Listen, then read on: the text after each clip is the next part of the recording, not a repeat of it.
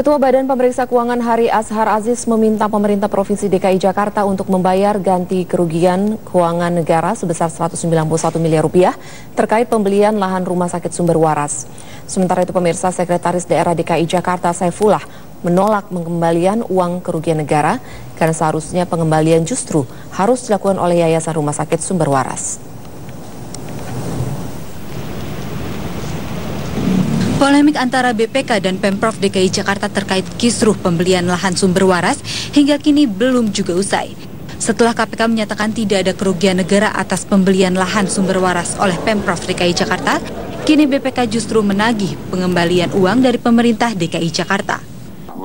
Ketua BPK Hari Azhar Aziz mengatakan Pemprov DKI Jakarta wajib membayar ganti kerugian keuangan negara sebesar 191 miliar rupiah terkait pembelian lahan Rumah Sakit Sumber Waras Jakarta.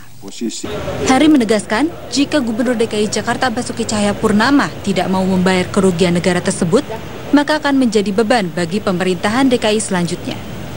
Antara pemerintah, tapi itu bisa dilakukan.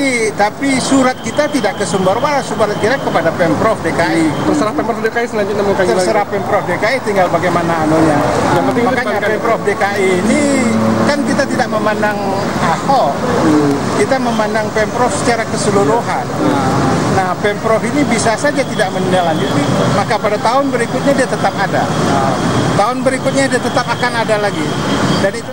Sementara itu, Sekretaris Daerah Provinsi DKI Jakarta Saifullah menjelaskan, pengembalian uang kerugian dalam pembelian lahan Rumah Sakit Sumber Waras seharusnya dilakukan oleh Yayasan Rumah Sakit Sumber Waras, bukan pemerintah Provinsi DKI Jakarta seperti yang diminta oleh BPK.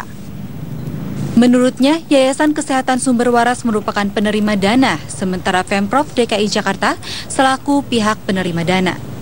Untuk itu, dana kerugian sebesar 191 miliar seperti yang disebutkan oleh BPK, bila terbukti benar maka harus dikembalikan kepada Pemprov DKI Jakarta.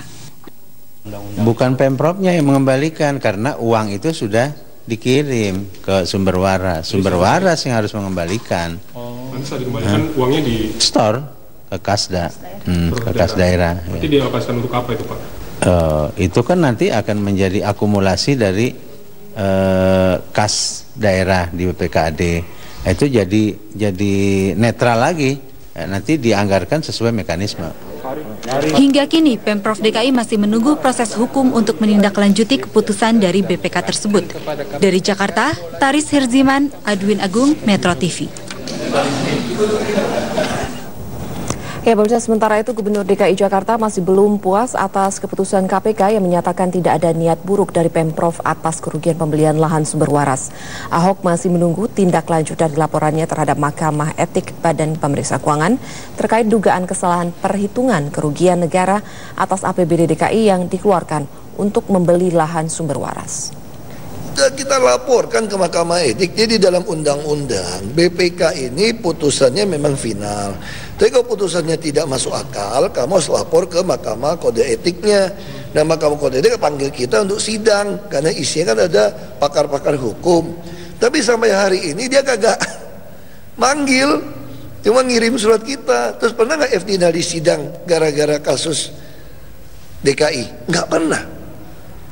Artinya kan kalau itu semau-maunya dong, ya nggak bisa. Nah, pemirsa, kita akan kembali jeda. Kami masih akan kembali dengan informasi lain, termasuk informasi dari mancanegara. Insiden kecelakaan mengerikan terjadi di kota Guiyang, Provinsi Guizhou, Tiongkok.